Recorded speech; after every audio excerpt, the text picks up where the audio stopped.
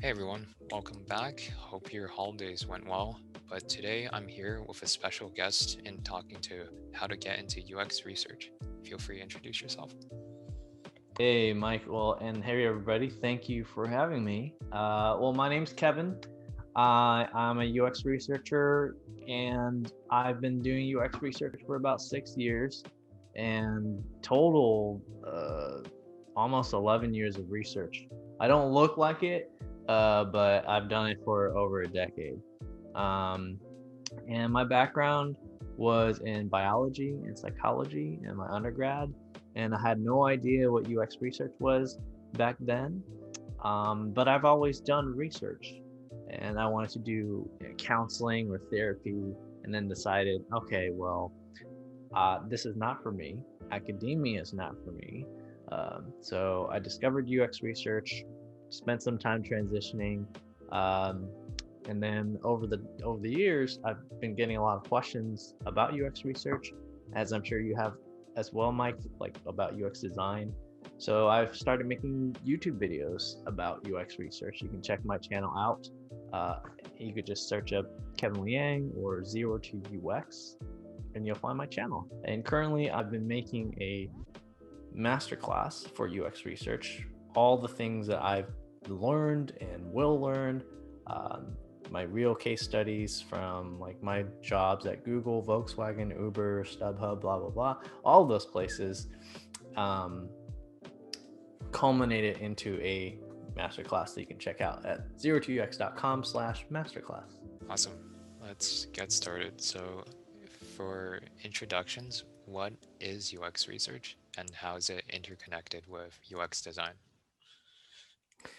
Yeah, good question. UX research is, well, let me tell you what UX research is not, because I think that would help people get an idea of all the misconceptions about UX research. So it's not designing wireframes. It's not coding or programming. You actually don't need to. I've never coded a line in my life before. Not for UX research at least. It's not just A/B testing or usability testing. It's not asking what people want. Um, it's not collecting data and pain points. These are all things that we do as UX researchers, but that's not what it's about. Um, so, what is it really? UX research is understanding people's behaviors, needs, motivations, their fears, their goals, contexts through scientific methods in order to guide design and the innovation of a product or service or process. And really simply, I think if you've learned the scientific method in school before, it is basically that, right? You have a research question, you have a hypothesis, you have a clear objective, you plan the methods, analyze the data, and then present it. The only difference in UX research is that there's actionable recommendations, unlike in academia, where it's just like for the pursuit of knowledge. There's always a business problem at the core.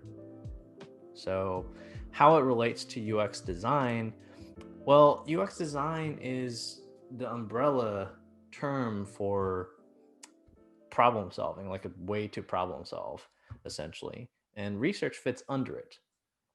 Um, Researchers work with designers to provide the core underlying research and data, motivations, needs, the pain points, everything about the person, the user, in order to make a product that's useful, that's enjoyable, um, and fits into people's context in life, right?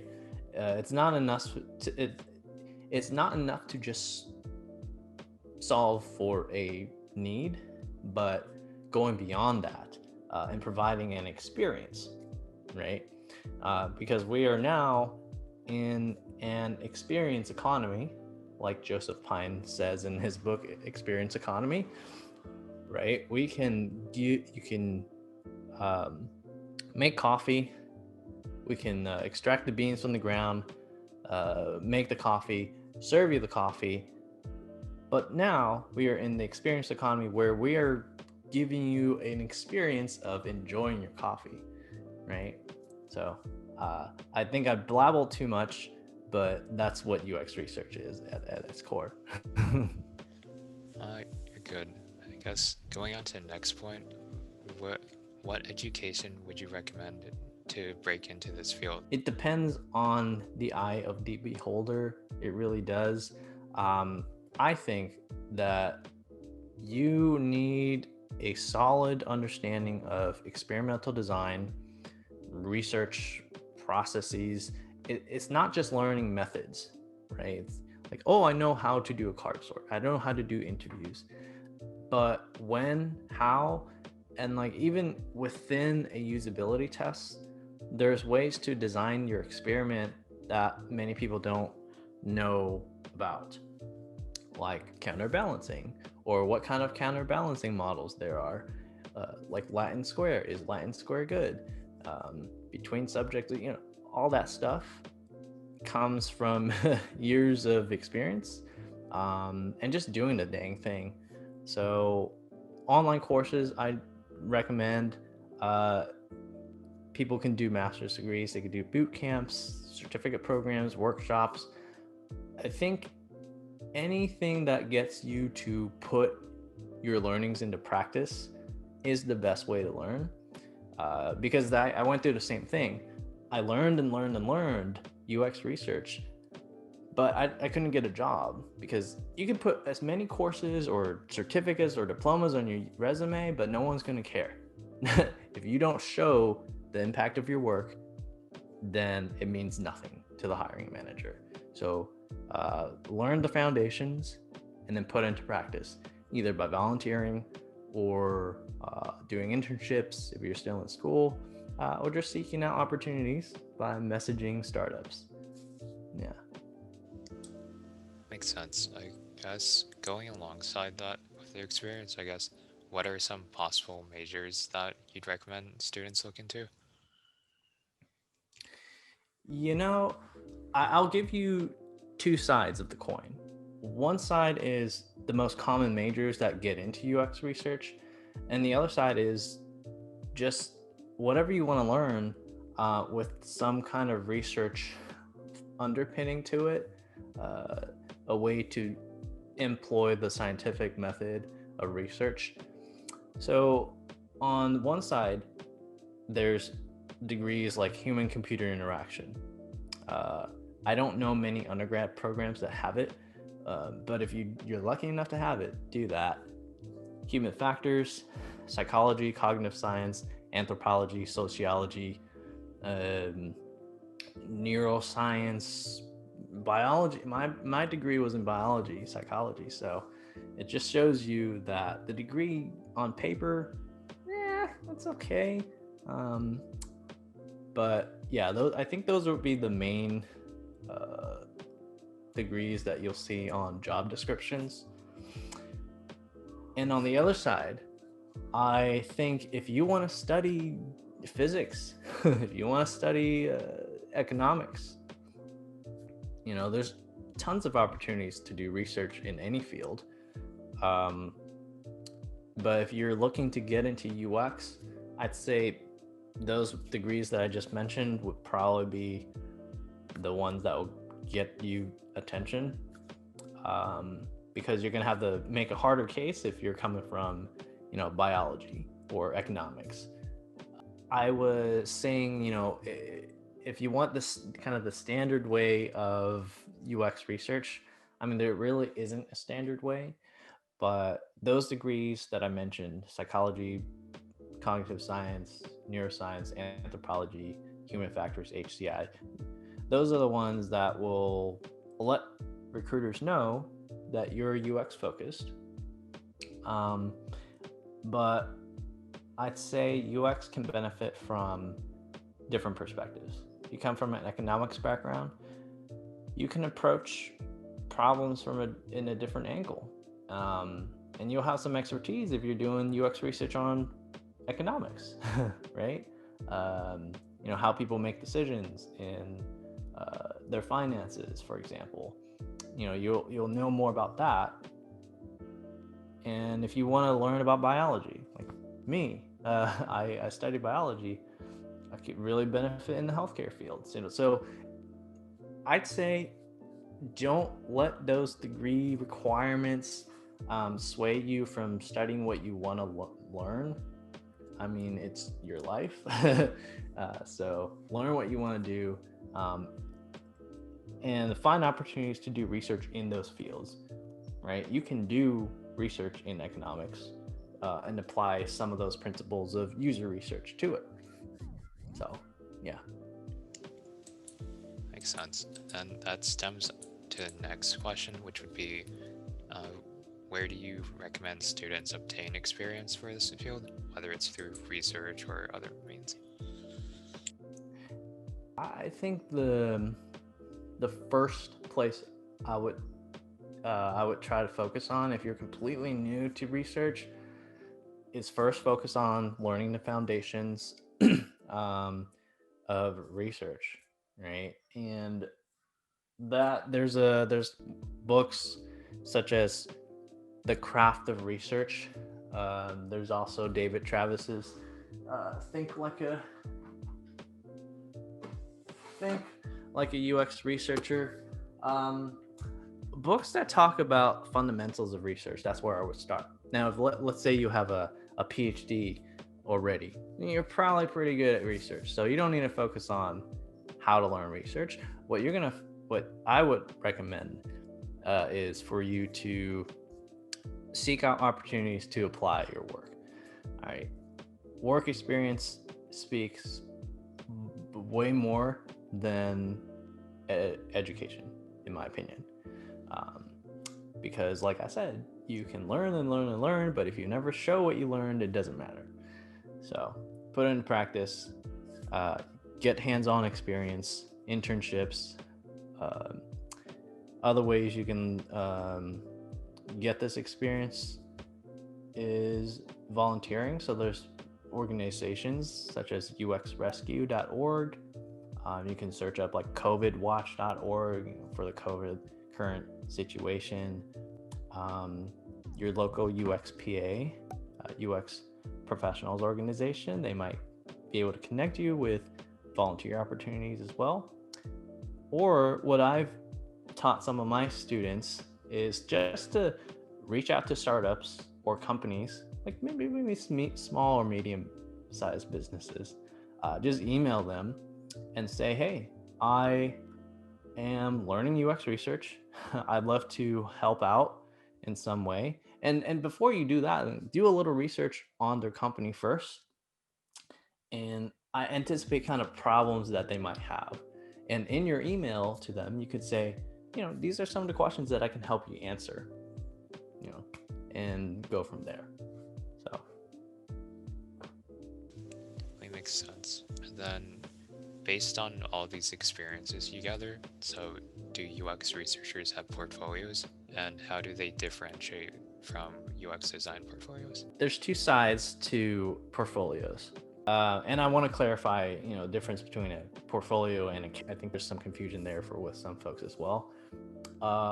Firstly, a case study is just a particular case. And a portfolio is a portfolio of cases. So you might have 2 or 3 or more cases in a portfolio, and that's what the difference is.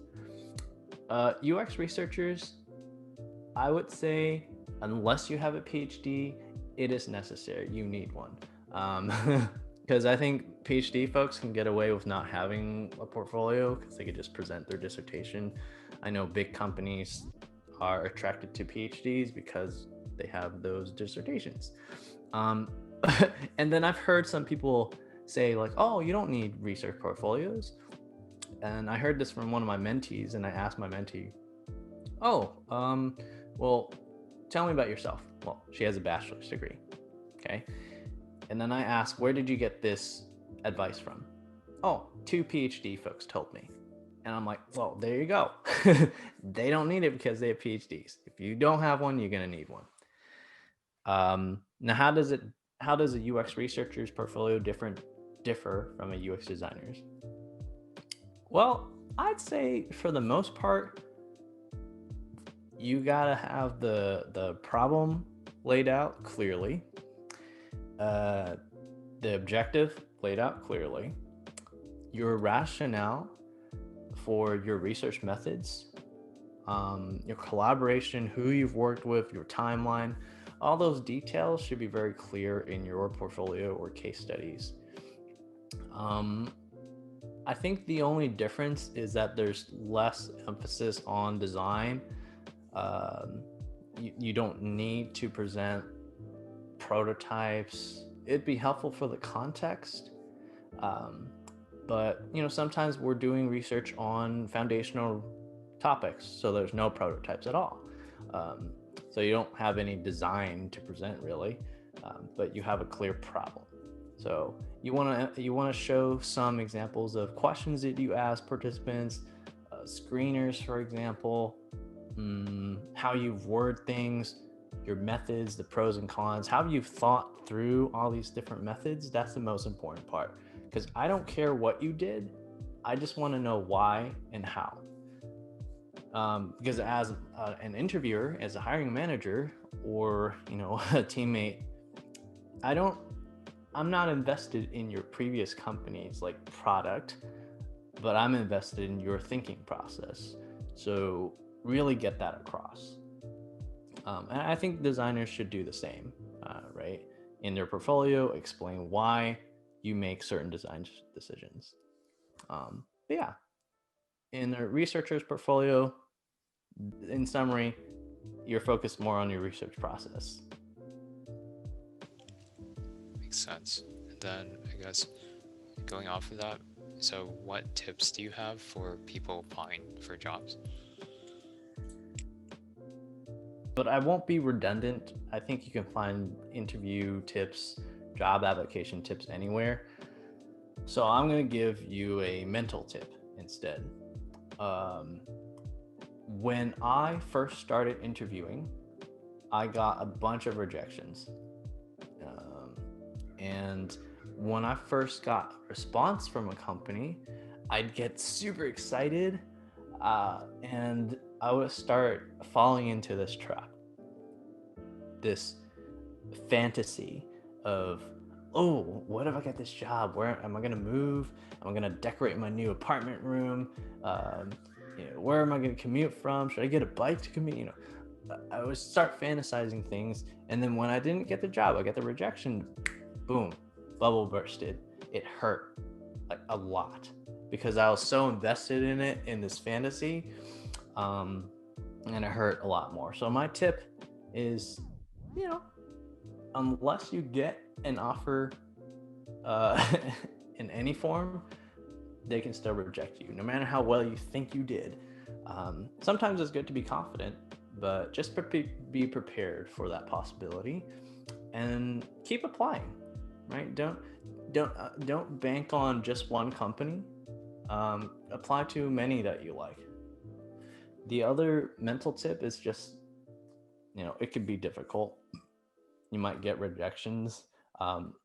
During this past COVID, after I got laid off due to COVID, I was interviewing, and I got rejected, at least 10 times. And at one point I thought, man, should I even be making YouTube videos about UX research? If I get rejected from jobs, am I a good UX researcher? And I started questioning myself. So rejections can hurt. Rejections have that effect. But just remember that the job isn't a reflection on your value as a human being. And don't give up, right? I know it's super cliche, but when you do get rejected, treat it as a learning experience. There's no failures unless you see it as a failure. If you learn something from it, then the you going into the next interview is not the same you from the previous interview. You're new and improved. So think of it that way, and just don't give up. Have a growth mindset, and um, that's the mental tip I'll give. Yeah, that's well said. I guess like rejection really is like redirection at the end of the day of like improving yourself. Hmm. Guess that brings me to the last point, which would be, so where else can we find you online? You can find me on pretty much any platform. So Instagram at ZeroToUX. That's ZeroToUX. You can join my Slack group. You can find me on my website, ZeroToUX.com. Of course, YouTube. That's where you'll find me doing videos with memes and GIFs, all things about UX research. It's called ZeroToUX also. Facebook group. So, and Twitter, although I'm not as active on Twitter. But yeah, you can find me on those places. LinkedIn, connect with me there. There's a lot of Kevin Liang's on there, so um, I'll give Mike my URL. But if you made it this far, thanks for watching and don't forget to be awesome. Thank you for watching. Peace.